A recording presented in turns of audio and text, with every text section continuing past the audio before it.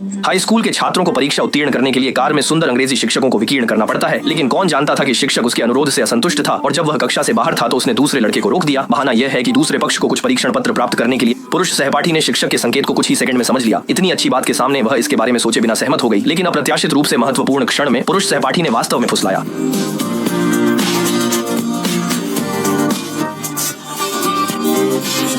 शिक्षक के परीक्षा प्राप्तांक की धमकी को देखते हुए पुरुष छात्र के पास आज्ञाकारी, लेकिन यह सुंदर शिक्षक के हिमशैल का केवल एक सिरा है। उस रात उसने जानबूझकर अपनी सुंदर तस्वीरें फिर से एक पुरुष सहपाठी कार्ल को भेजी, जो 20 साल से अकेला है, और उसे अतिथि के रूप में अपने घर पर आमंत्रित किया।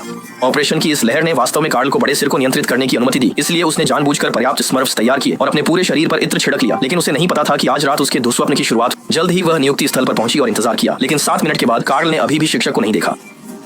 फिर उसने 2.5 घंटे और इंतजार किया, जब तक कि लगभग 11 बज नहीं गए। जब शिक्षक की कार धीरे धीरे दिखाई दी, कार्ल की मां ने वास्तव में कार्ल के लापता होने की सूचना दी, क्योंकि पिता और पुत्र के मोबाइल फोन क्लाउड में साझा किए गए थे। सभी ने जल्दी से रात के चैट इतिहास की खोज की। तब पुलिस ने पूरी सामग्री को ध्यान से पढ़ा और अंत में निर्धारित किया कि कार्ल अपनी पहल पर गया था। ऐसा लगता है कि यह घर से भागने का एक साधारण मामला है, हालांकि यह संदेह है कि कार्ल का मोबाइल फोन स्थान तारीख स्थान के बाद खो गया था।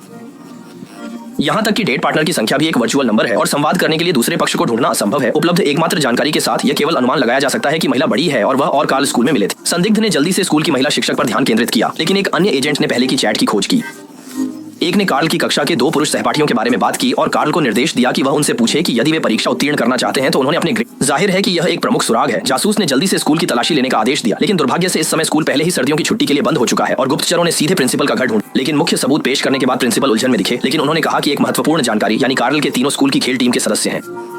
के तुरंत बाद गुप्तचरों को 2 पुरुष सहपाठी मिले। उन दोनों ने एक नजर में ही उन तस्वीरों को पहचान लिया, लेकिन स्पष्ट रूप से विश्वास नहीं था कि कैर को शिक्षक द्वारा चुना जाएगा। लेकिन जासूस ने मामलों को सुलझाने में वर्षों के अनुभव पर सोचा कि यह एक बहुत ही महत्वपूर्ण जानकारी थी और दोनों शिक्षकों को समझाने के लिए गंभीर रूप से तभी पुरुष छात्र को समस्या की गंभीरता का एहसास हुआ, इसलिए उसने अंग्रेजी शिक्षक के सभी उत्पीड़न को बाहर खींच लिया।